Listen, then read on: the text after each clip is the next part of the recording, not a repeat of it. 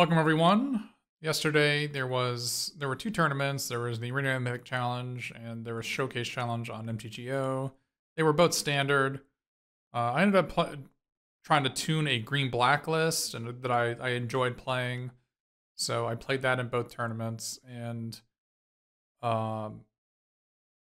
decided I locally recorded them all while I didn't stream them. I locally recorded them all. But I think just putting them up into YouTube isn't like, it's kind of just dry content. I'm going to do something a little bit different here. I'm actually just going to like go over the matches, all of them, I think all 15 matches, I think 14 or 15 matches, I don't remember how they were. And just to see like how the deck played out and if anything could have been done differently. So this is the first match of... I'm going to go through the MTG Arena stuff first and then the MTGO stuff second. So this is round one. Here, I'll put this on mute. You don't need to hear this. Okay. I have this chat box and won't be here for very long. Obviously, I didn't stream it.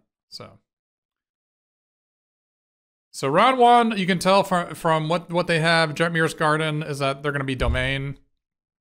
And I have an okay hand against Domain. But not a great one. It's an okay hand, just not a great one. And I ended up doing turn 2 Monster Joe Knight, and I didn't play it as a 3-2 because I was trying to find Liliana or Duress. Because Liliana is one of the ways that you can steal a win game one. The thing is, I'm on the draw. If I was on the play, playing it as a 3-2 makes total sense. The fact that I'm on the draw means I actually need to disrupt them because their default game plan on the draw on the play is just way too fast. So now I'm doing this again, looking for a Duress. There's only 2 Duress in the deck. Obviously, I didn't get there. Because obviously, if they go Invasion of, I wanted to Duress Invasion of Zendikar away. You can see how playing a 3-2 would not help me in this regard. So, they have the nut draw. There's really not much to say for game one here. They're on the play. They have double green, the Topiary Stomper into Invasion of Zendikar into the nuts, right? I play a Tortoise and I hit, and that doesn't matter. I get slat for 8. They even get to have play Virtue. They get to kill my Tortoise and play it. They had so much mana. They had 9 mana. And this is one of the weaknesses of green-black. Yes, Parasite Hunter, but this is one of the weaknesses of green-black. And one of the reasons that I probably should not have played the deck is that I don't think you should play a deck.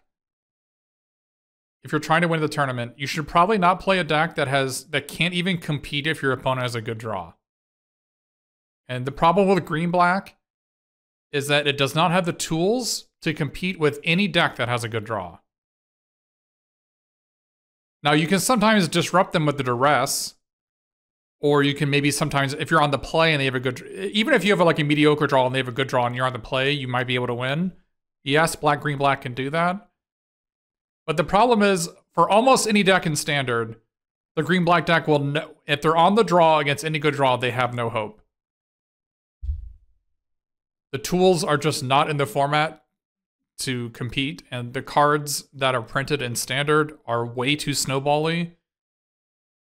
Which means, like, once you are ahead, you not only stay ahead, but get further ahead. That's what snowball means. It keeps on getting bigger and bigger as the game goes on. Now, I tried to mitigate that. I understood that was green-black's weakness, and I tried to silver bullet myself into some better spots, right? I added one Gix's Command and one Path of Peril to the main deck to help against people's like good draws and nut draws. And also I'm main decking 2 Duresses and 2 Cutdowns. And I'm also main decking 1 Outland Liberator to help against wedding announcement decks, or just enchantment decks in general. And actually, the Outland Liberator was 100%. That one was spot on. Like Outland Liberator, I think won me 2 or 3 matches by itself over the course of the weekend. So the Outland Liberator was completely insane. But Also, Sentinel of Lost Lore. I added that to the main deck, which I think to help in the mirror match. And that Sentinel of Lost Lore was way better than Graveyard Trespasser, so that was a good choice. Also, Green Black's best draw is worse than other decks' best draws. That is also true. So those are both certainly weaknesses of the Green Black deck. The strengths of the Green Black deck is that its floor on bad draws is pretty high. Right? Like, a lot of the cards cycle, and a lot of the cards are versatile, and a lot of them are card advantage-y, like Muscle Dreadnought and Blossoming Tortoise and Liliana and Glissa and Shieldred and Nissa. They're all like 2-for-1 cards. So like the floor on your bad draws is very high in Green Black compared to other decks. Like, for instance, the Blue-White Soldiers decks has freaking Lunarch Veterans in it. All right? Like, Lunarch Veteran is not it.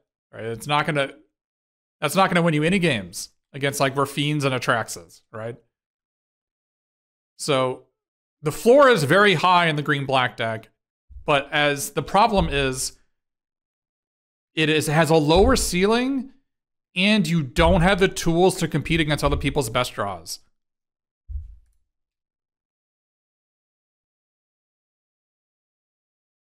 So this is game 2. I boarded in the Pilfer, and it's going to look pretty good here, but the problem is, of course, going to be that I keep a 2-lander, and look at the garbage they keep. This is the garbage you have to deal with. You have to have such strong mental to play Green Black, because you get to see the types of hands that people keep. This is what you have to deal with every single time you play a deck with Thoughtseize or Duress or Pilfer or what have you. You see stuff like this. Deranged people with deranged keeps.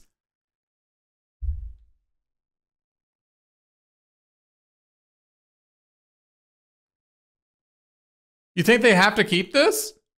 Really? Post board against a Duress deck? On the draw? They have to keep this?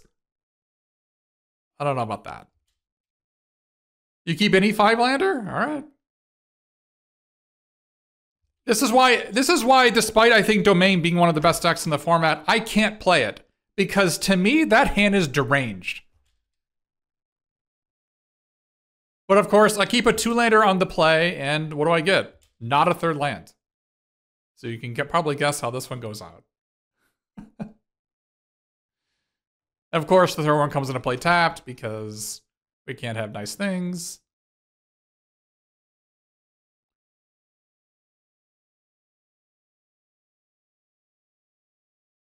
Yeah, here's, we duress away the invasion and they draw another one.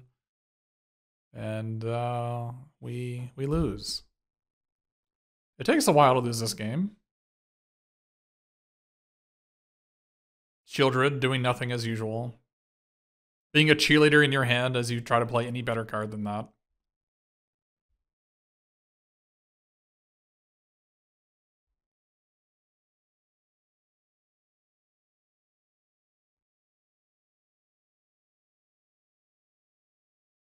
But if they draw just only blanks, we have a shot this game, right? Like, Blossoming Tortoise will continue to feed us mana. We can force out a Sunfall for like a 2/2 or a 3/3 here. So we can like go for the throat this guy, attack, get a land into play, play Arena. And now if they Sunfall, they get a 2/2, right? I mean, who cares? Either a 1/1 or a 2/2, depending on whether they make a Merrick's token. Here I am foolishly thinking that I have a shot. But no, we definitely don't have a shot.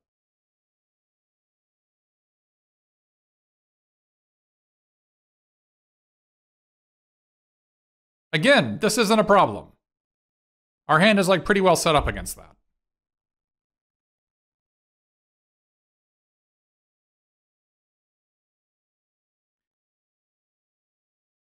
In fact, they're probably gonna have to Sunfall their own tokens away, in all likelihood.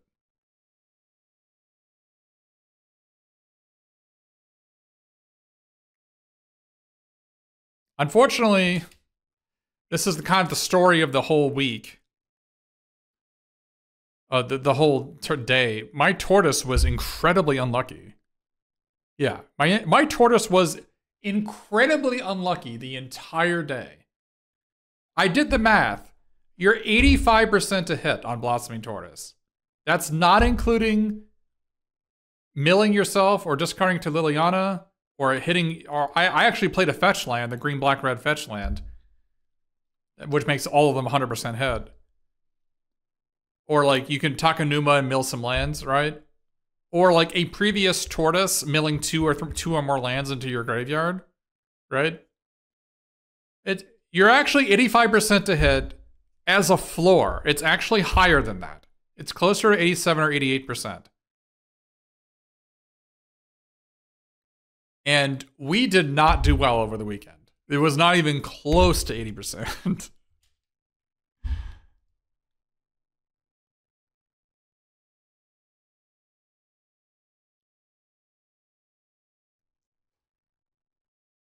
So now we have to determine, like, how do we want to progress this game? Do we want to, like, Shieldred plus go for a throat if they try to be aggro? Or do we want to play, like, Glissa, Liliana minus? End up playing Shieldred because Shieldred punishes them the most if they just sit around and don't Sunfall, right?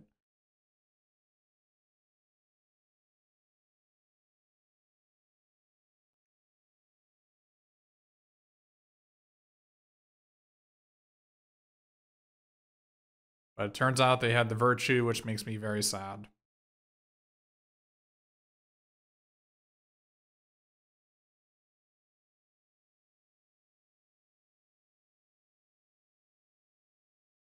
Now, I probably should have go for the throat here because they had 2 Mirexes. Yeah. Good job, past Darkest Mage. Now that I've taken now that they killed my Shieldred and they played a second Mirex, I probably needed to do that. Otherwise, I died on my own arena. Of course, I don't draw lands because why would we draw lands?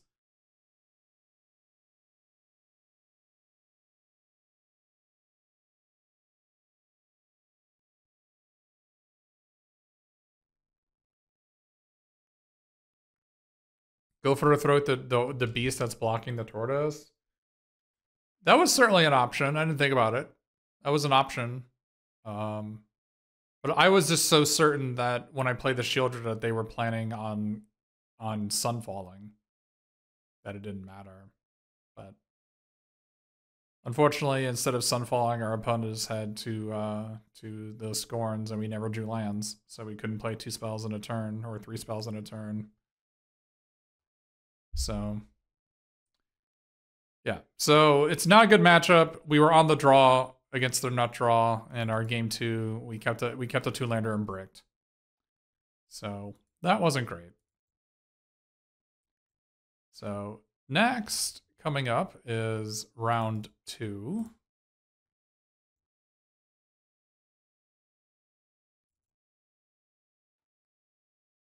And we mulligan that hand into a more reasonable hand.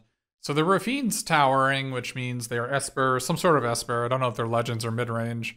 I think most people are on Midrange, which has winning announcements in the main deck. And then, but a good thing I turned one to rest them because they actually were on Up the Beanstalk.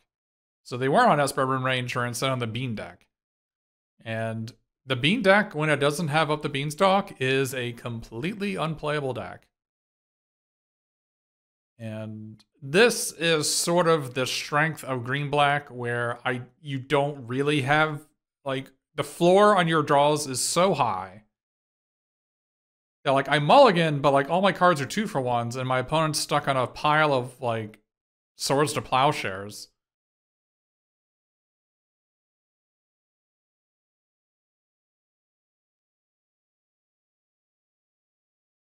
Swords to Plowshares and Wraths, and it's just... so I drew my second Takanuma, but it's not even a big deal because I can just discard it to Liliana. So that's one of the strengths of the deck too. You can play multiples of legendary lands, and it's not going to screw you. Would playing more Disruption help at all? No. Disruption, when it's not followed by a clock, is completely ineffectual.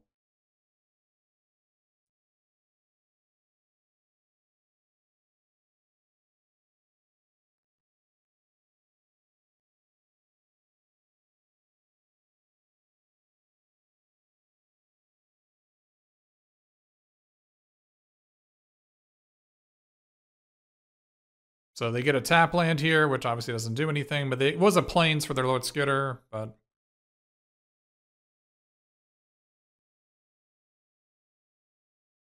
Don't need to go for a throw, they don't even have any targets.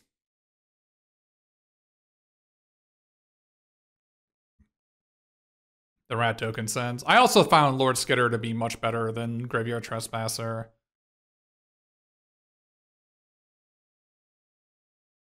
I don't like Graveyard Trespasser very much in this deck. I actually ran 0 copies. I think it's just a whole lot of Trained Armadon. It has Ward, but who cares? Nobody needs to kill it.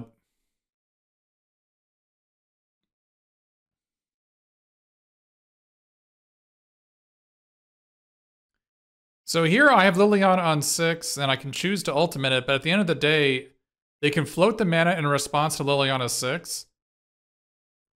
And they can cast Wandering Emperor after the -6 resolves. So at the end of the day, they're going to be sacking 2 lands to ultimate my Planeswalker.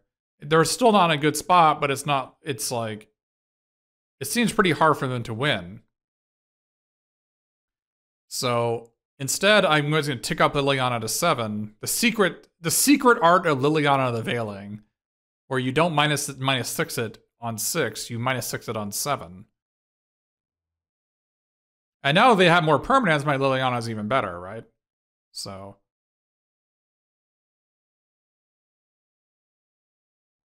And an enemy would rather concede than choose permanents to keep.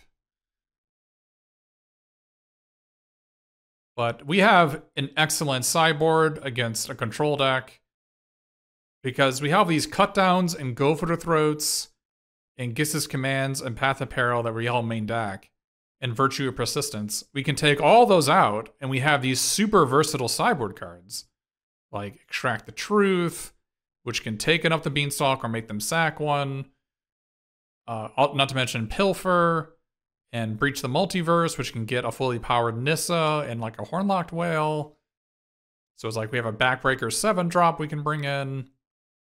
So we just have no dead cards. We also bring in a second Terra Sunder to destroy, and a second Outland Liberator to get rid of up the Beanstalks, right? Like our deck post sideboard, I made it so we have no dead cards against control decks. How do I split their permanents? I don't know. I just would. I don't think it's particularly important.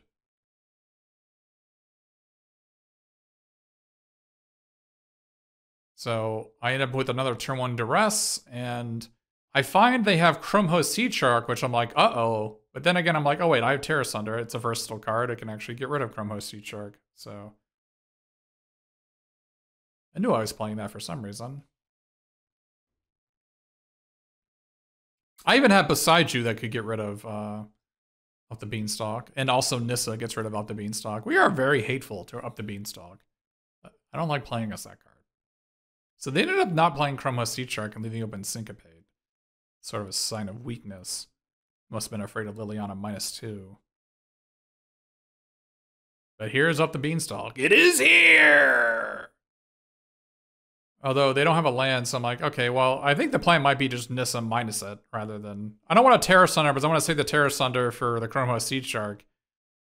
So I'm like, okay, well, I guess the plan is just Nissa minus, or maybe even eventually Beside You it. And does this tortoise hit? It does.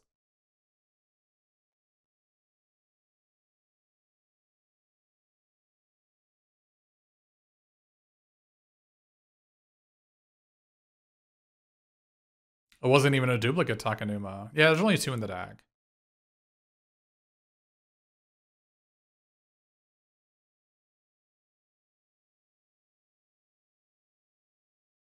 And Lay Down Arms is so good that you can't even... And now they're in a bad spot here. Because now we get to just drop the hammer. Now I have to decide whether I want to play Beside You to give Nissa 2 more loyalty here. I decide against it. I decide to instead let Nissa have low loyalty. And because I just plan on using her as a naturalized stick anyway. and just hold on to the Beside You to destroy any other, like, if I play the Beside You, then they can Leyline Binding the Nissa, right? And I can Terra Sunder it, but then the Terra Sunder, I have it earmarked to kill a Krumha Seed Shark. So Beside You I hold on to, because if they kill the Nissa, its loyalty doesn't matter if they kill the Nissa. And I have a way to free it up out of in my hand. And this is sort of the strength of Blossoming Tortoise as well, where it gives you its card advantage, and the card advantage it gives you are lands, which are incredibly useful for allowing you to utilize all your like overcosted 2-for-1s in your deck. And also attack with your creature lands.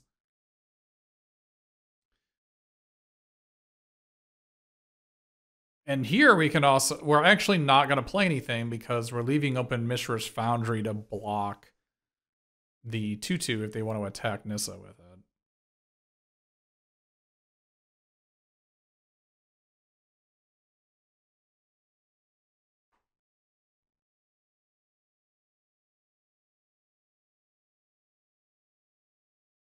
Nissa was a card that performed pretty well most of the weekend. Unfortunately, most of my wins with it came in the mirror match. But, you know, as far as, it was fun to play with. I mean, my opponents certainly weren't using theirs very, I was good at maximizing my Nissas. Not very many of my opponents were very good at maximizing. Most of my opponents were just like play Nissa on an empty board, and they're just like, I'm like, what are you doing, right? Because I just end a turn, kill the token, untap, attack it with a creature land to kill it, right? Like, come on. Like, your Nissa needs to be better than that. So they actually had, the Tortoise was so intimidating, they had to Sunfall it away to draw a card. I have a choice here of minusing on the Up to Beanstalk, but I decide that, like, okay, I think I can protect Nissa long enough that it's worth it to +1 to on the expectation of minusing 1 again next turn. Plus, plussing it also gives me a defense. So drawing a Duress there was obviously very good. And I see a hand of actual stone blanks. Like what are the cards that are in your deck? You just don't have any playable cards? None of them do anything.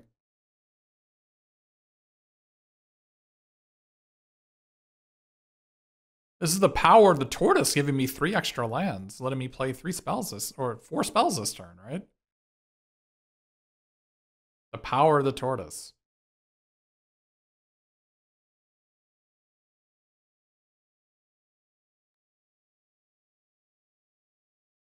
So here I'm like, I keep a 2/2 back to block their potential Sunfalls, or if they have a Wandering Emperor. Which is kind of the expected result, because I'm thinking whenever you duress your opponent's hand and they have nothing, you have to imagine what is the best possible draw for them. And if you're me, if you're Darkest Mage, they always have it. In this particular case, I knew they were going to draw Wandering Emperor because of the duress curse. And so I played around it by not attacking with all my cards, leaving up blockers so they couldn't kill my Nissa.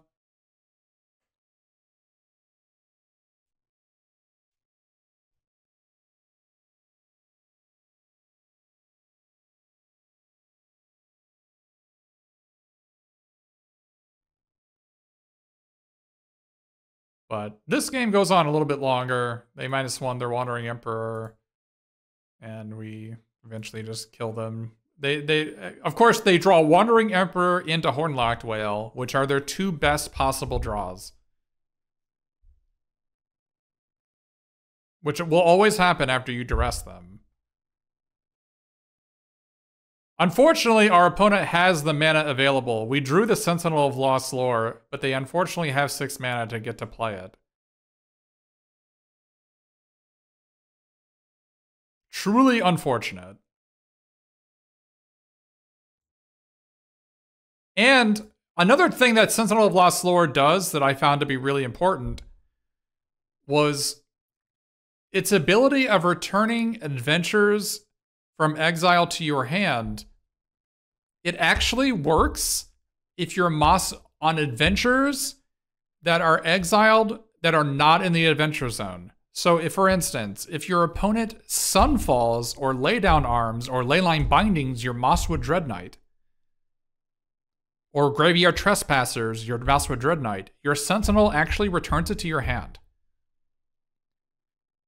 And that interaction is very good. That turns your Sentinel of Lost Lore into 1 green 3/4, like draw a Mosswood Dread Knight and often like remove your opponent's graveyard and get their Virtue of Persistence from their adventure zone. It's like a really powerful effect for 3 mana. So I was very happy to have it as a 1-of in the deck.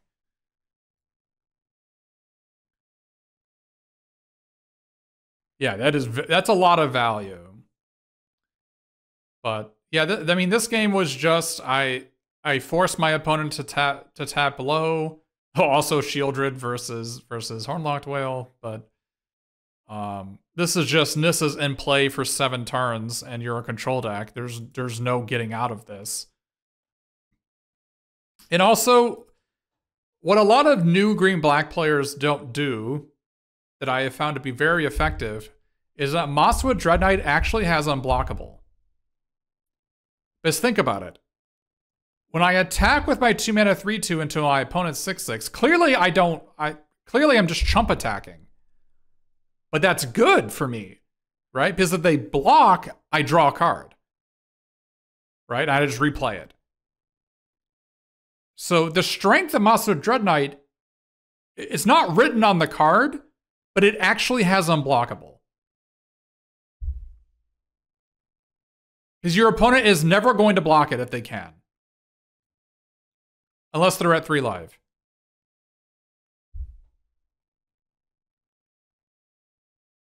Because if things are bad for them now, it will only get worse if you get to draw another card, right?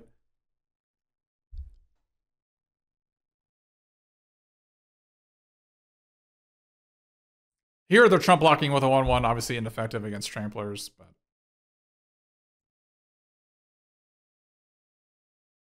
and we're just waiting for them to either Sunfall their own board away, or we just attack out the next turn.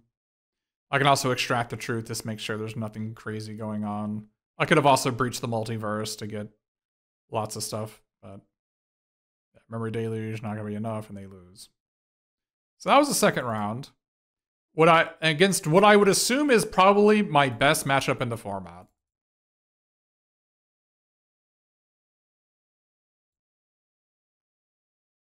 All right, so this is round 3.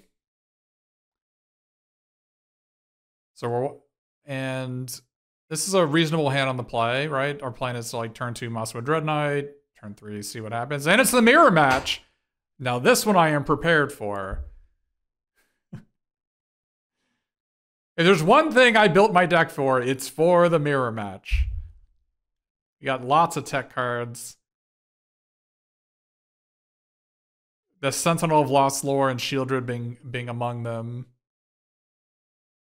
And they played the 2-mana 3/2, which made me believe that maybe they had a Liliana, but they just didn't.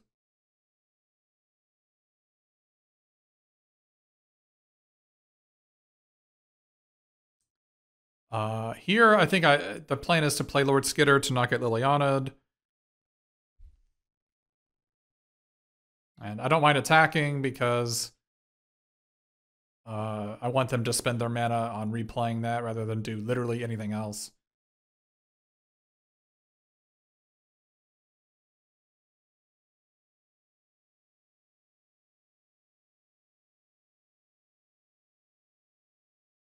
So here we can Iron Crag, and we can go for the Dread Knight, and then we can exile it with Lord Skitter.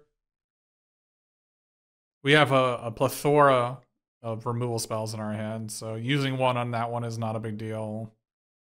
Get to draw a card as well. Maybe we maybe draw a land. We don't draw a land, but and this is why I like Lord Skitter so much, is that it provides such it's anti-Liliana, and it provides you a continuous advantage. Now, to be fair, if it was a Graveyard Trespasser when we attacked on turn 4, we could have played the Graveyard Trespasser, put second main phase, and exiled the Dread Knight from the graveyard. Yes, that is true. However, I would venture just so far as to say that I think the Liliana protection was actually relevant, and they had plenty of spells to play, I'm sure. So them having extra Dread Knight doesn't really matter.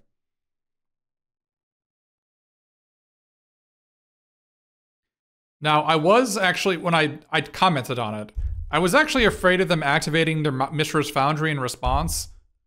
And if they activate Mishra's Foundry in response and sack that to Shieldred, then I can just attack with my Glissa. Which is still fine for me. Plus I destroy a land, which means they're probably not coming back anyways. That is one thing to keep aware, but the Shieldred obviously made sure the game was nowhere close. So then they have Graveyard Trespasser, who doesn't do anything. Would have been much better as a Sentinel of Lost Lore for my opponent, because they would have not only gotten their own Dread Knight back from the exile, but they would have gotten rid of my Dread Knight. And it also would have been a 3/4 instead of a 3/3. So I think Sentinel of Lost Lore is a lot better than Graveyard Trespasser in most matchups. I don't like Trespasser at all. But yeah, we just like it. This is just, you know, whatever. Game ends. I had many ways to win that game. So for the mirror match, I think Gix's command is actually too slow. You don't need cutdowns with all the killer 3/2s. You don't need the Outland Liberator. I don't like Liliana's, especially on the draw. And I take all that stuff out. And so what you're chiefly concerned about in the mirror match is Foolish Fools bring in Phyrexian Arena. So there's maybe a reason to keep an Outland Liberator. But you already have Glissas, and you have Tranquil Frillbacks, and you have Nissas, and you have Terra Sunders, and you have Extract the Truth. So enchantments shouldn't be a problem, and dresses, of course. You know, you would think enchantments would not be a problem. You have like 8 ways to remove them. I find that Ren is probably much better than Arena in most spots. This hand is medium, but it beats a turn 3 Glissa. So basically, the thing you don't want to lose to is turn 3 Glissa. So any hand that can kill a turn 3 Glissa is good enough. I don't have a favorite duress art. We drew a green source, which is nice.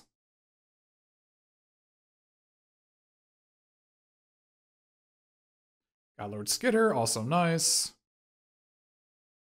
Protects us from Liliana, which everybody loves Liliana, so they never take them out. So having the Liliana protection is nice. Much better than Graveyard Trespasser in this spot.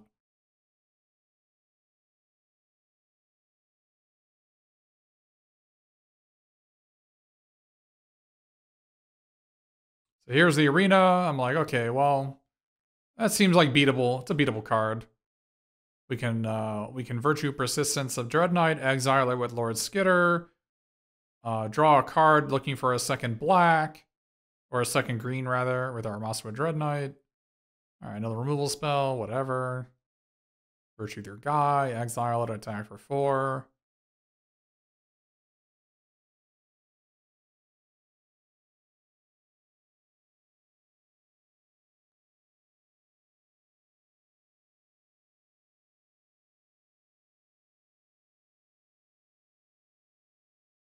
So what do you think, knowing Darkest Mage's luck, what do you think is going to happen this game?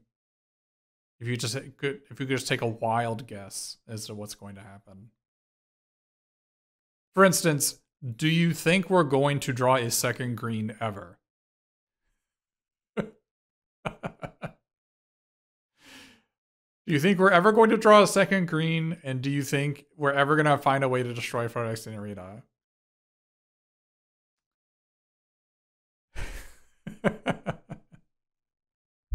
Or Tortoise misses 2x? Oh, I think that may have already happened in a previous match.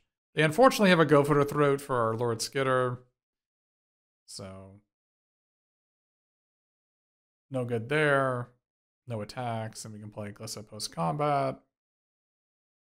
Maybe they can't kill our Glissa. Things are not looking good for us, though.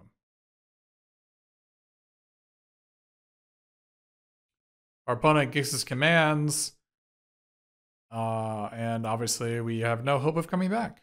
So because we go for a throw their guy in response, but we ended up like never getting a second green, and then we just die to Arena. So not a very interesting rest of the game. Our opponent just buries us in cards. Yeah, they terminate both of our creatures and then play a Tranquil Fullback. And we can never play any of our cards. So we eventually draw Terra Sunder to kill the Arena, but the thing's already drawn 4 cards, right? 3 or 4 cards. It's more than enough. And with our inability to play our Tortoise, as you can, we have 4 mana on like every turn, but we can't play any of our cards. We had drawn a second green with a 1. We didn't ever draw a second green. Despite losing to Arena, do I lose my mind and bring in Iron Liberator? I'm not sure if I do or not. I think I actually take out the discard spells on the play, which I think is probably correct. One of the discard spells. I think they were important on the draw, but not so much on the play. And I put an Arena of my own on the play. I think Arena is obviously terrible to draw because it's an enchantment, and one of the modes of Glissa is it kills enchantments. So, like, if you're on the draw and your opponent goes turn 3 Glissa, you don't want Arena in your deck. I always think about taking out Shieldred in every matchup as it's the worst card in the deck. I'm talking about the 2 black Shieldred.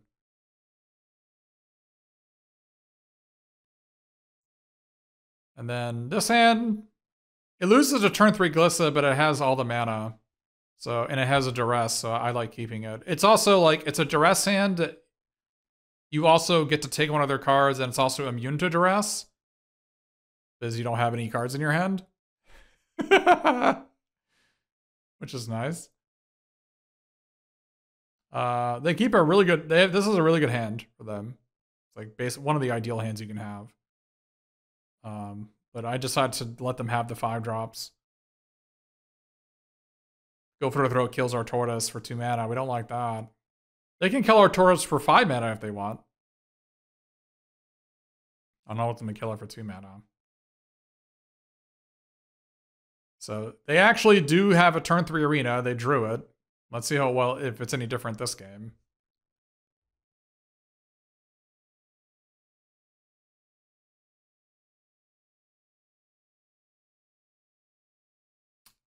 Curses. And then we found our answer to Arena, but we have to think about, how do we want to do this? Do we want to pay 6? Do we want to pay 5?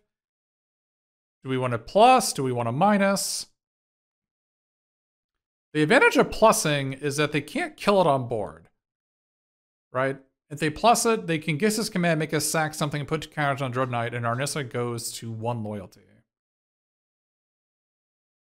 But it's still not great for us because they can also just like Nissa plus, and then we're in a terrible spot.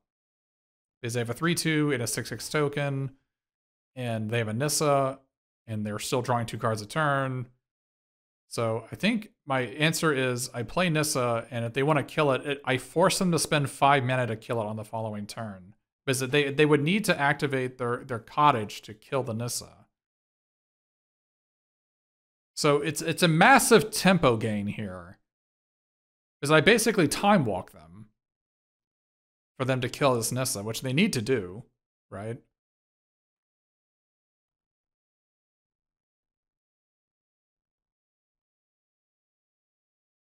Like, I take 3 damage, but that's okay.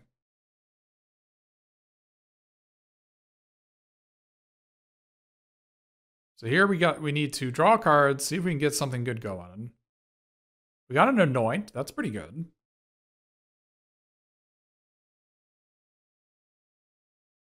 Well, Shieldred also time walk. The problem is they have an Arena in play. No, they have an Arena in play. I don't think that's an answer.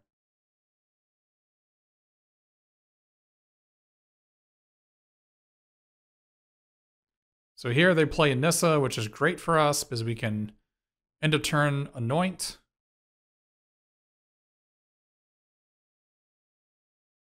Now, we have two options here. We could go for the Throat the token and then attack with the Restless Cottage, or we can just shield her, which will just kill the Nissa token.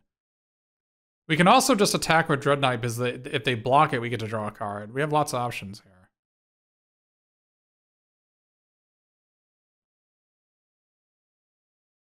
Shieldred says they have to sacrifice a non-token creature or planeswalker. So Shieldred excels at killing things like Nissa Plus.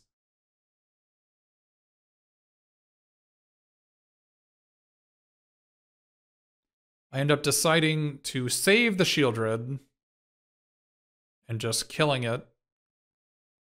Is the problem with playing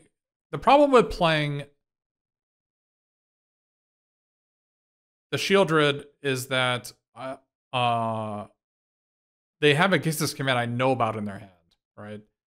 So they can like Gix's command and make me sack and maybe draw two creatures from their graveyard. I don't remember if there's anything in there, but also need to decide to play my land if they have a Liliana Plus in their deck. I think I need to play the land because if I draw a land, I can play Shieldred and then animate my land to protect it against Gix's command.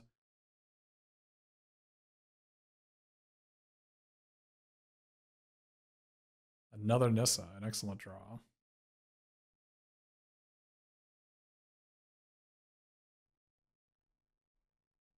Again, I always have the option of just chump attacking with Monster Dreadnought, although here it's probably better to just chump block. Nissa Plus is would be pretty effective because if they Gix's command to make me sack the token, I just can block with the Dread Knight, so no big deal. And because people play Shieldred 4 instead of Shieldred 5, I don't have to worry about them having ways to kill it in their deck. No, here the innovations that I had in my list compared to other green-black lists is I not only had Shieldred 5, but I also had Terra Sunder. So I actually had multiple ways to exile Planeswalkers. Now, other people bring in the End, and I think the End is just a bad Terra Sunder. Right? They both cost 4 mana, but one is not double black, and one doesn't have an alternate mode that costs 2 mana. That is really tempo positive against all the Leyline Binding decks. So here we can plus. And even if they like have a go, they in a turn go for a throat my 8/8, untap, like Gix's command, make me sack, put 2 counters on the Glissa, attack. My Glissa's still very healthy at 3 loyalty.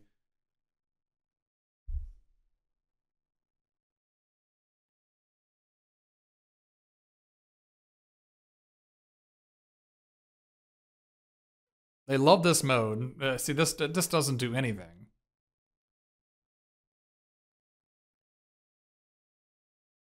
This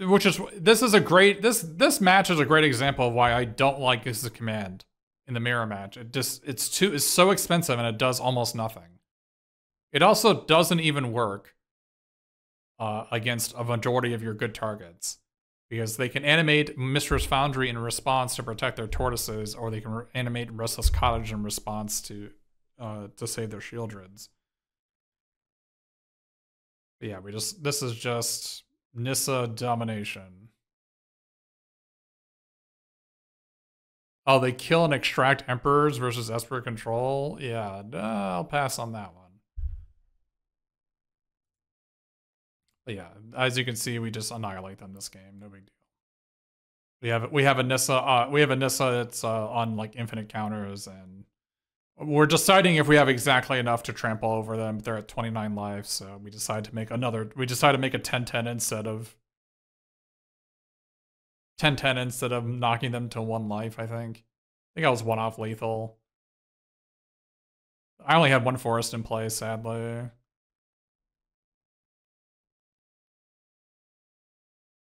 But yeah, we get a head explosion right after this attack.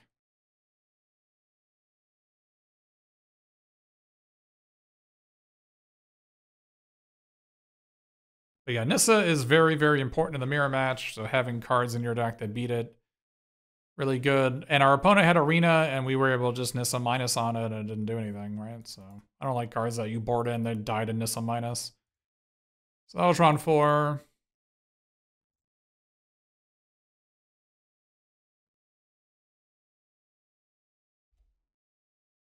speed it up a little bit.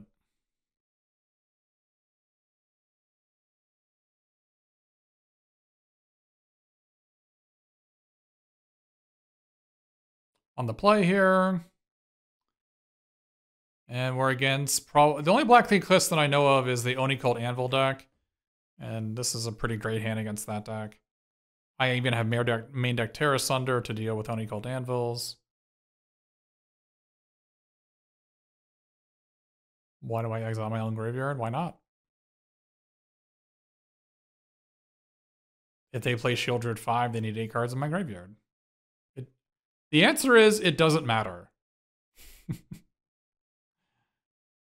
Of all the things to nitpick on, that is probably not one you should be looking at. I know Twitch chat just loves doing that. But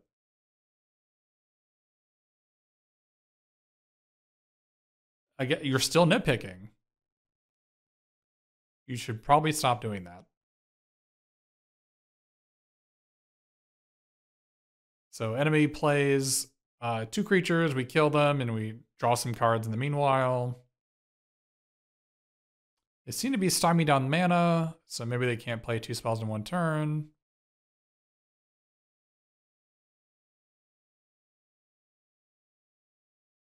I didn't even know this card was in the red-black deck. I don't even know why. But it's there, I guess. Doesn't seem to do anything.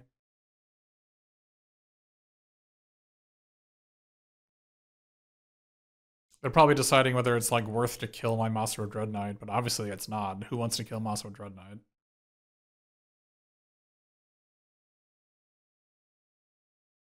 One of the advantages of Master Dread Knight is that it's so ineffectual to kill that people just don't even bother. Will this tortoise hit? Oh, that's a question. It does. Wow, that doesn't. I wasn't expecting that. Again, like I said, the math is about 85% to hit, not even including all the other ways to get lands in your graveyard. So it's higher than that. Hey, Twitch chatter, you can watch and find out. So then they play Thrill Seeker, go for Throat, and Blossoming Tortoise is quite a snowball-y card because if you can't kill a tortoise once it comes into play, the turns get worse and worse and worse for you. Because not only does it give me the mana to start playing 2 or 3 spells a turn, like I just played 3 spells a turn there, but now I've got so much mana that I can start activating my creature lands to finish you off even faster. Well, that sounds like you should look at the backlog, Twitch chatter. Oh, they had a cut down on it, so that's a card they were considering earlier. But I could Nissa, but I think it's only +2/+2 because I've only got 2 forestry in play, so it's not quite lethal. Even if I activate the Foundry, that's 9 + 6 is 15. They're at 16 and they have a blocker, so I'm 3 short of killing them. And plus, I don't even think I have enough mana to activate the Foundry and fully power it. That's the math I'm doing right now, is whether I have lethal or not, and I don't have it. So I instead decided to play like 3 spells a turn instead. I'm deciding whether it's better to like activate Restless Cottage or Terra Sunder or play my Master Dread Knight. There's lots of options.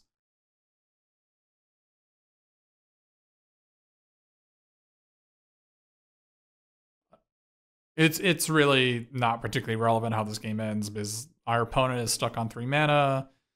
And we have a tortoise and we untap, and that is all she wrote.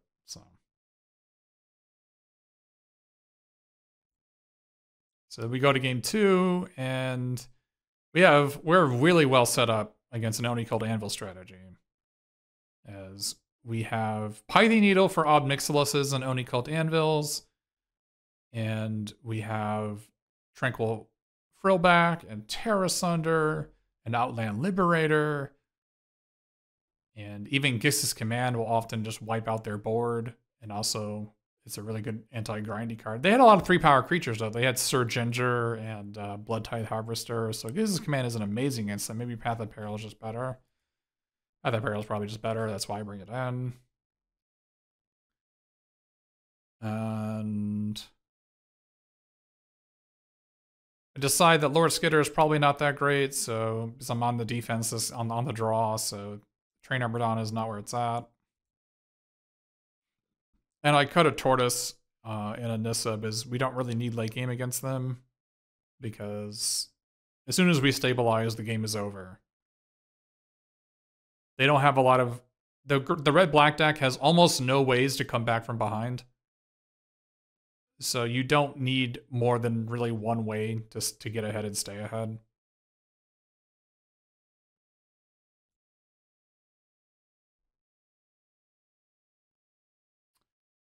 This game had a great opener here. Get to have a turn 1 duress. And then 2 more removal spells, and maybe a Nissa will be enough.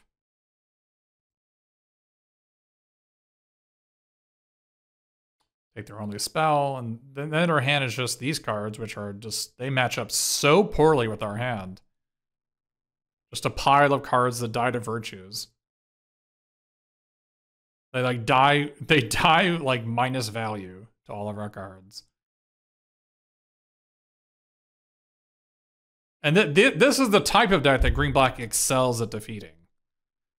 They at least get to play Braids here to sack their blood token to draw a card.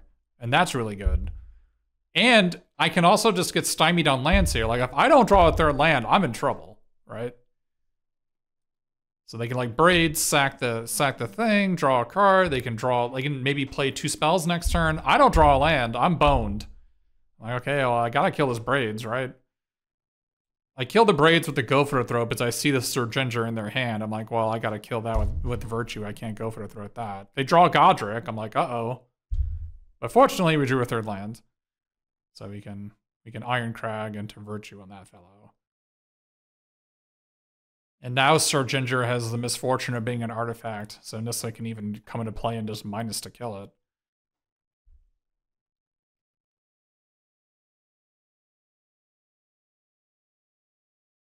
So I'm thinking they probably have a way to kill Glissa in their hand, so I can just duress their way to kill it. They don't, but they could have. So I can play Glissa here. Another reason why Duress is so strong in this deck is that it not only interacts with your opponent in the cheapest way possible, cheapest mana value way possible, but it protects your Glissa, right? And your Glissa will pave the way. Glissa pays rent. That's the whole purpose of this deck, is Glissa. Every single turn, Glissa is giving you a card or killing one of your opponent's permanents, right? Every turn. Though that's the type of rent I can get behind. My opponent has a nice play here where they can like sack a blood to just scry 1, draw a card with their Sir Ginger, get a +1/+1 counter. If they kill my Glissa and I don't draw a land, I'm in trouble, right?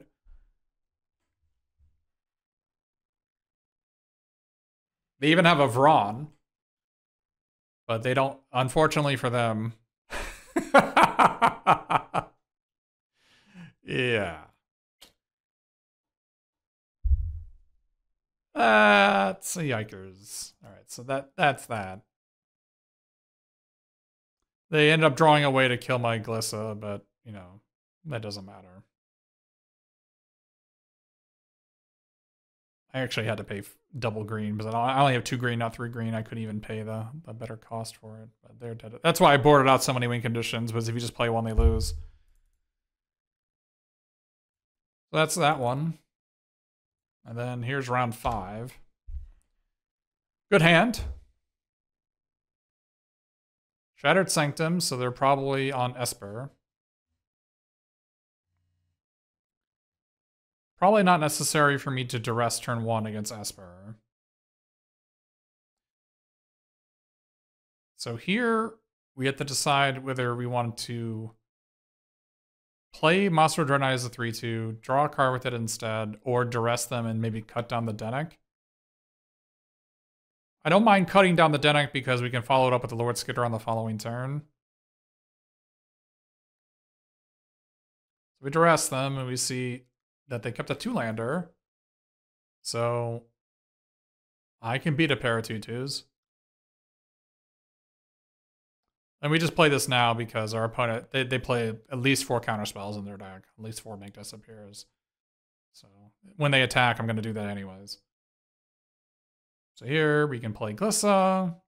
Plays Glissa Page Rent. But not against Fairy Mastermind, it doesn't. Glissa doesn't like it when Fairy Mastermind comes calling. Yeah, I don't like playing on the draw against Wedding Announcement.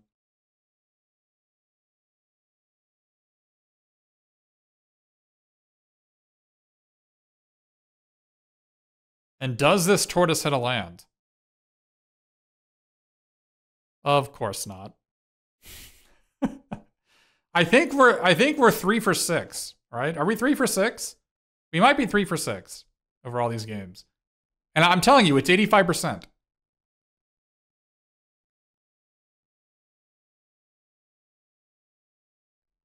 It's like brooking on Collected Company.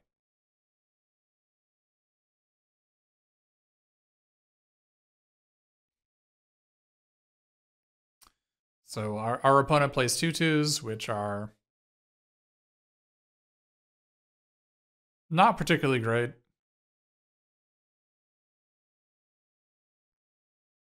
Cool thing here is we can actually kill the Fairy Mastermind so that our Glissa can start drawing cards. I chose not to draw a card last turn because if I did, then our opponent would draw a card, and I don't want to do that.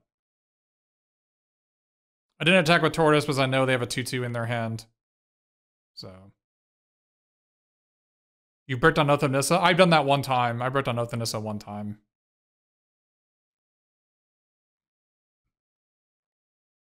I have a go for a throat for our opponent Shieldred, so I see that there's no problem. And if I draw a land, I can just play Gix's Command and kill all my opponent's cards. So.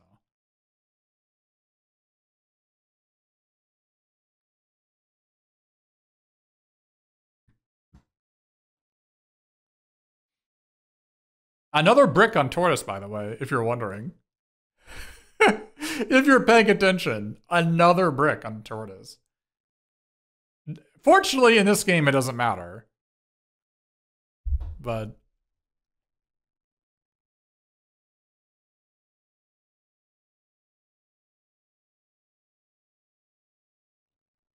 yeah, so against them, you're mostly worried about Wedding Announcement and Wandering Emperor. Those are their 2 big win conditions. And of course, Rafine. The usual Rafine nonsense.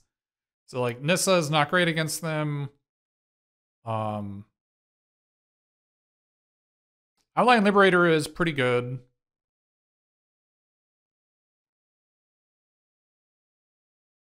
And when you're on the draw, you're mostly concerned about how do I beat 2-drop into Rafine, right? Because that opening is so backbreaking. How do you come back from that? And the answer is it's really hard. Liliana gets cut every game? Yes. It's because the enemy's deck has a bunch of tokens and they have Lord Skitters. So Liliana is completely ineffective.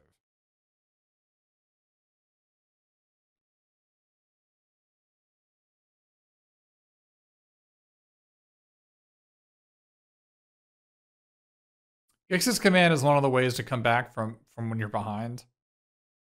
And so is Path of Peril. Path of Peril is versus the Esper midrange because they have like Lord Skitter tokens and Night tokens from Virtue and Fairy Mastermind and Dennek, right? So they both have it. At the end of the day, Tortoise is actually relatively hard to like attack with. I ended up taking an Ironcrag out as well because we cut so much of our top end that Ironcrag as an acceleration to our top end isn't gonna happen. Like I'm never gonna play Ironcrag on turn 2, even if I have it. Because I need to leave open like a cut down to kill Rafine or go for a throat or an extract or a cut duress and a tap land or whatever.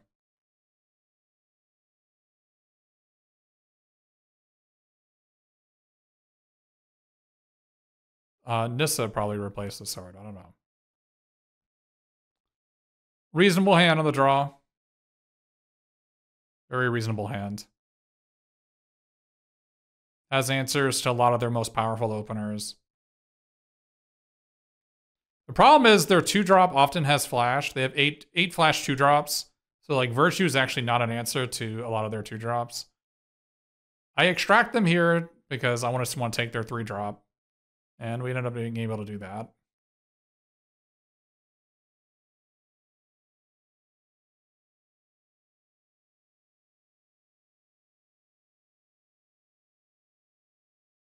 That is the power of Extract the Truth / Pilfer. I think Extract the Truth is actually better than Pilfer. Because Extract the Truth hits everything that you want to hit, but it also, if you top deck, it can just kill a Wedding Announcement or a Virtue or whatever. So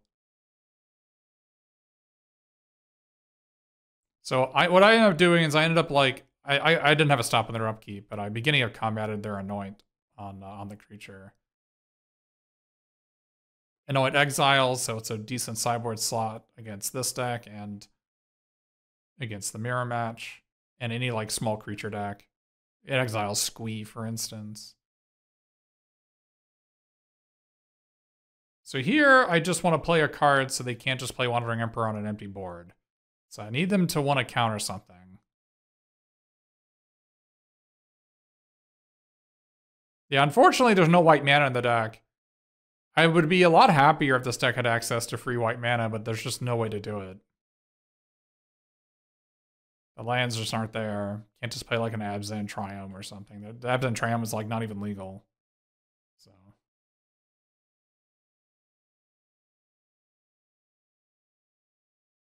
I decide that like I might be able to just, if I draw a 5th land, play Glissa, and then play around Disdainful Stroke that way. And they're not going to attack me anyways, so.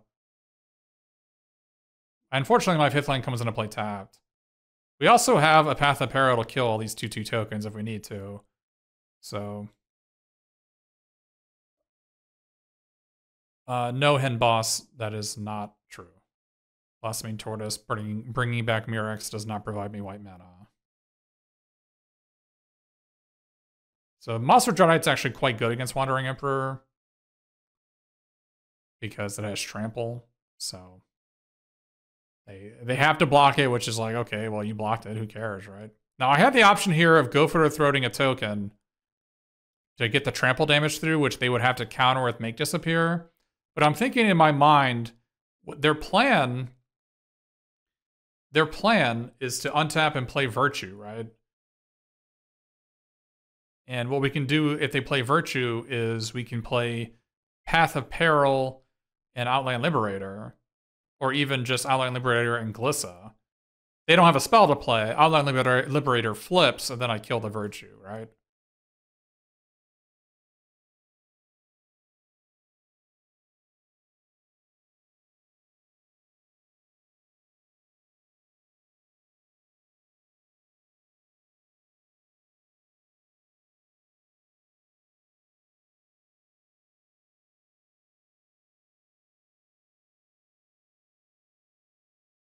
Glissa is very good against this board. Glissa has offers a lot of benefits. She has lots of choices, lots of counters, lots of enchantments. Even drawing a card seems like a pretty good thing to be doing. I would say that I'm like 75-80% to win this game from this spot. I think I'm pretty far ahead. I have Glissa versus their nothing. Like none of their cards do anything to Glissa.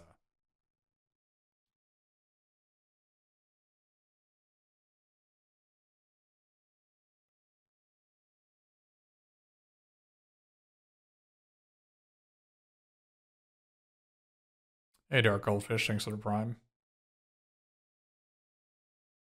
And now they didn't play a spell, so my Outland Liberator is actually going to flip. So I'm thinking in my mind, do I want to like end a turn, pay 1? Or do I just want to like... I guess send them both here, which seems reasonable.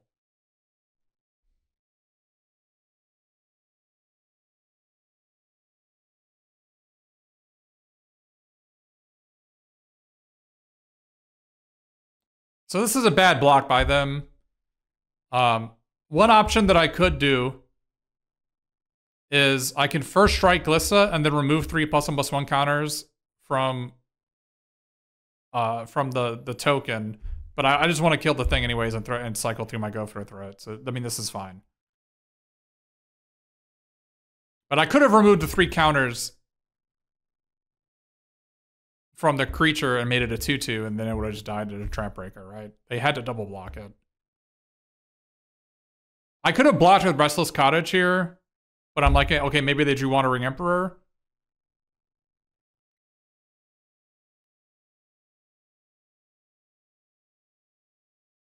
Like, okay, well, did they draw Wandering Emperor? Looks like they didn't draw Wandering Emperor. And they didn't draw Wandering Emperor. And I just sucked that a Disdainful Stroke out of their hand, so I might draw a 4-drop later on I want to cast. Obviously, Frenzied Trapbreaker against enchantments, pretty insane, right? You can also activate Restless Cottage here, so.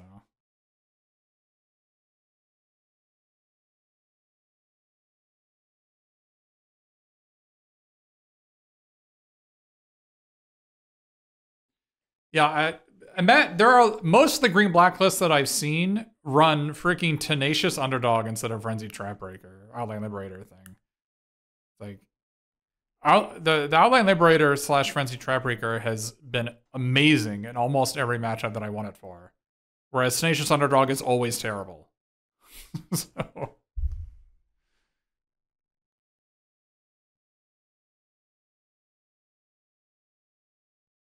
So we beat Esper in that one. We go to, so we're 3-2. Or 3-1 rather. 4-1. 4-1, right? What does it say?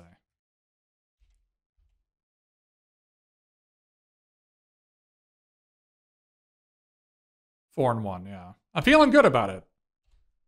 I'm 4-1 and I'm feeling good about it. Outland Liberator? Yeah, Outland Liberator is good against every deck. Agreed. Every deck has artifacts or enchantments.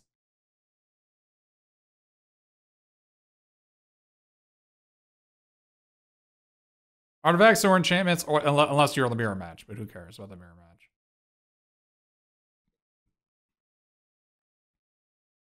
And then on the play, this is just like, I have to draw a forest. Don't know my matchup. This is just a mull. Any hand with Dread Knight's better. And so I draw Dread Knight, so get rid of the Path of Peril. Reasonable hand. Turn 1, dress them and see what happens. They mulligan 2. Duress is great against mulligans. And of course, they're mono red. By the way, they kept a 1-lander. Obviously, they have to keep this 1-lander. I know. I play mono red. They kept a 1-lander. It's a good 1-lander. They have to keep it. But what do you want to guess happens?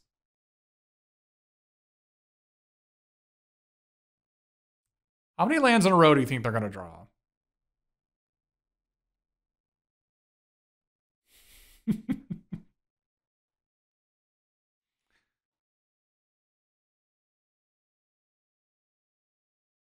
You think they're gonna untap, draw a land, shock my 3/2, and attack with Squee? Do you think that's what's gonna happen?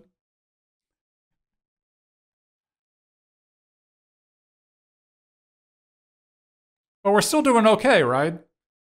All we have to do is play Tortoise and get a land. Do you think we're gonna hit a land?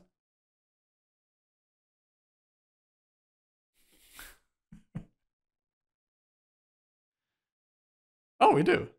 We do. And it's the best land to get. You get to gain some life. That Riveteer's Outlook has been excellent. I'm actually surprised they don't play that card. Most of the decks I've seen don't play it. I found it to be quite good. It's like another dual land, but it also makes your Tortoise 100% to hit. Also, gaining life is great. So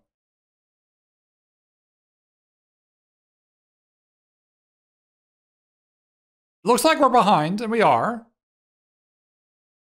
Oh, winnable?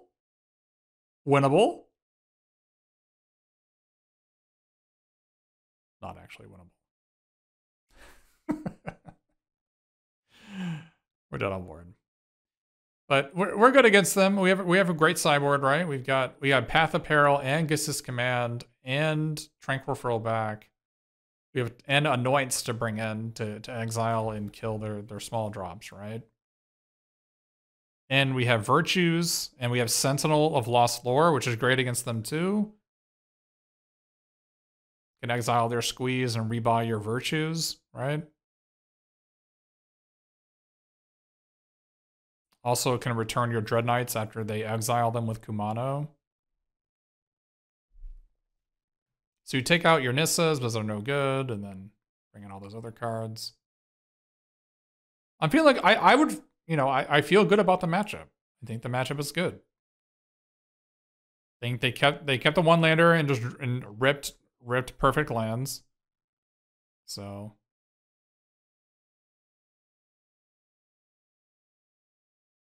Liliana, it makes like a proxy 3 mana like killer creature gain 3 a lot of the time. Because if they play a 2-drop and you minus Liliana on it, often they like play a haster and attack it, right? So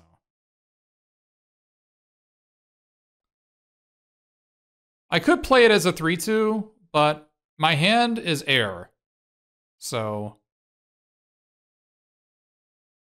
I draw a card with Dread Knight because drawing a spell would actually help me more than playing a 3/2.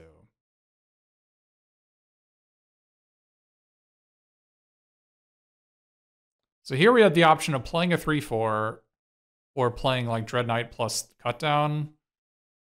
I ended up playing a 3/4 here because if they don't have a way to kill my Sentinel, it just bricks them this turn, right? They can have Godric and attack me in the air. Here I'm sad. Am I okay? Maybe they have Monstrous Rage, I block a 2/2, but no, they actually just have the Frenzy.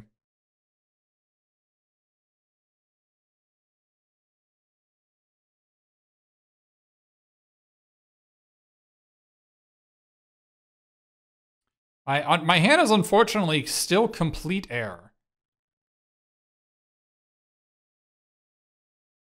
But if this is their hand, we can actually beat this, right? Because we can block the 3/3 and then cut down the Etching of Kumano. So our guy goes to an Adventureland. Draw more cards that aren't doing it for us. I'm like, okay, I need to draw some non-lands at some point.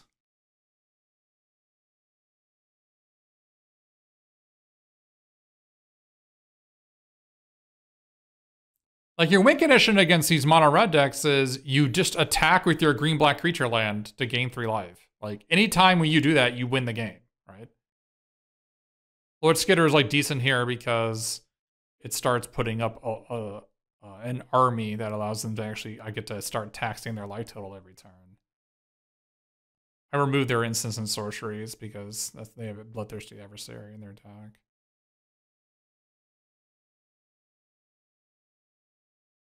No, Squee doesn't do anything.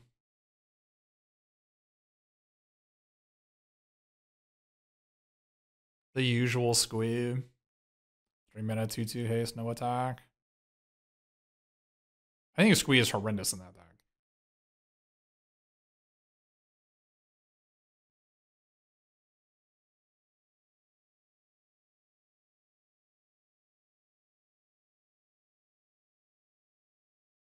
But I need like I am on a clock, right? I am on a clock. I actually discover afterwards that I should have not activated the Foundry, but I miss a damage here. It doesn't end up mattering, but I should have just attacked with the Dread Knight and let the Foundry direct and block.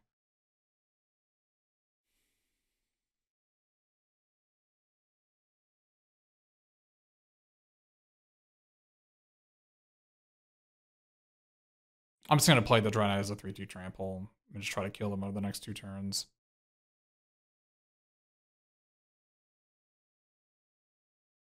But yeah, I should have attacked with the Dread Knight and left open and Mistress Foundry.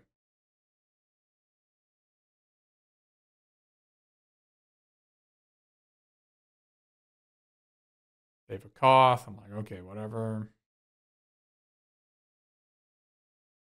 Okay, whatever, that doesn't do anything.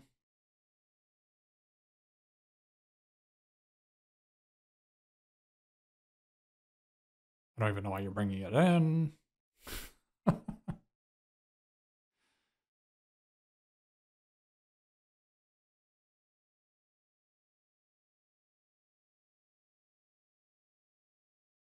With Stalker Frenzy can't be cast with Bloodthirsty Adversary. Adversary can only rebuy 3 or less. So here we draw it for Tranquil Frillback, which is like, yeah, this card's great.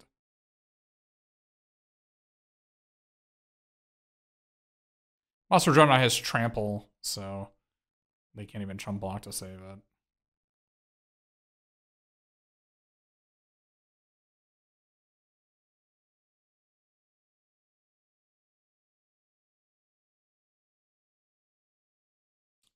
No need to exile the graveyard, so I was gonna reblind my Dreadnought and play it. They conceded.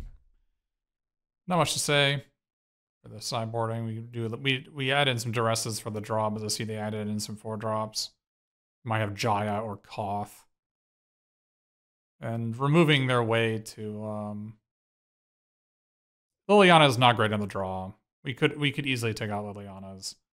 Although the thing is, like, we could take out Liliana's for like 2-mana 2/2s, right? I mean, they're not great. Bring in another Path of Peril in the play. Bring in the other Duress. Terra Sunder has targets because they have the Kumanos are actually a good target for them. So take out Eclipsa for a Pilfer just because I'm afraid of them having some sort of Jaya or Koth or Brask Forge stuff. And this hand is great outside of having 2 tap lands, right? If we draw an untapped land, this hand seems amazing, right? And we drew an untapped land, so question is, like, do we play Restless Cottage or Riveteer's Outlook turn 1, right? I think you want to play Restless Cottage.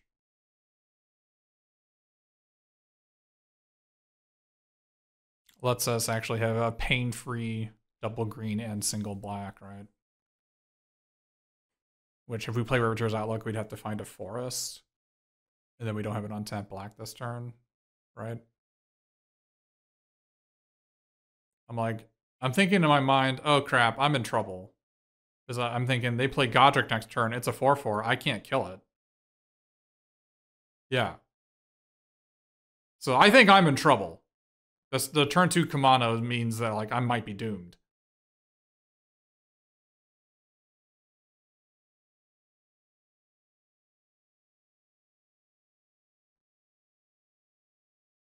But they ended up not having a 3rd land. I'm like, okay, well, that's gotta mean they have a handful of, like, Koths and Witchstalker Frenzies or Nahiri's Warcraftings, right? Those are all beatable cards. Might as well play our tap land here. I don't mind that our Dark Knight's going away. They have another burn spell, who cares? We're not concerned about running out of gas.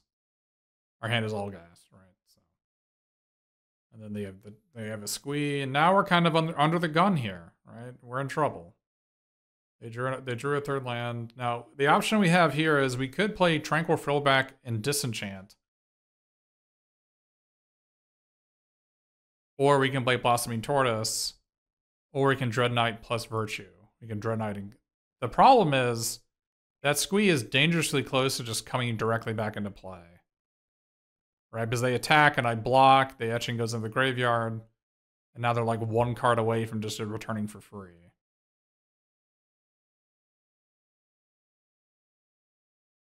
And I do have a Riveteer's Outlook in my graveyard, so my Blossoming Tortoise will gain at least 1 life, and it will definitely hit a land. So if I play Tortoise and they have nothing, clearly they don't have nothing. But if I play Tortoise and they have nothing, then I take 6, and then they have 2 spell. You know they have 2, 3 or more cost and cast cards in their hand because they were stuck on 2 lands, right? You know they had to have Koth or Godric in their hand. So we don't kill the squee because they have another one in their hand that's stranded, right? So we're at 6, and we can play the so we're in the same spot as we were last turn, but with complete information. So we decide to go for the turtle. We go to 7. They brick this one turn, we win, right? They brick this turn, they attack. We take 5, we go to 2, we untap, we tranquil, disenchant, gain 4. We attack, we go to 8. We go to 8 versus 3 1/1s. Easy win. And we have a pair of 3/3s and an active tortoise, and it's game over. All they had to do was brick this turn.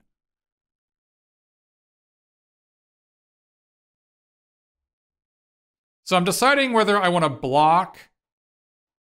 Do I want to block a token? Or do I want to block Etchings of Kumano? Or do I want to block Squee? Blocking Squee doesn't really matter because they have another one in their hand. Blocking Etchings doesn't really matter because our plan is to disenchant it next turn. With our Tranquil Frill back.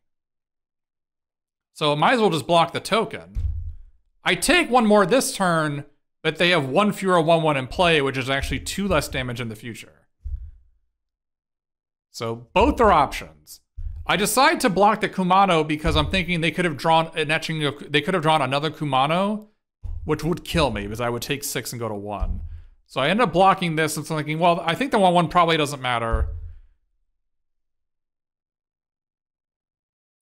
Yeah, exactly. Yeah.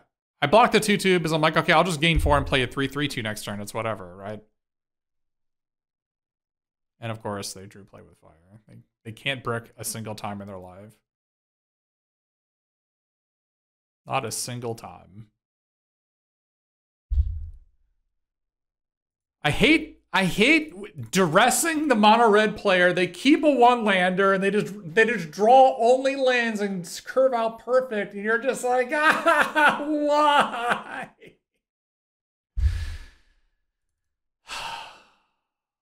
Frustrating. So that was our defeat in the qualifier weekend. Ended up going 4-2.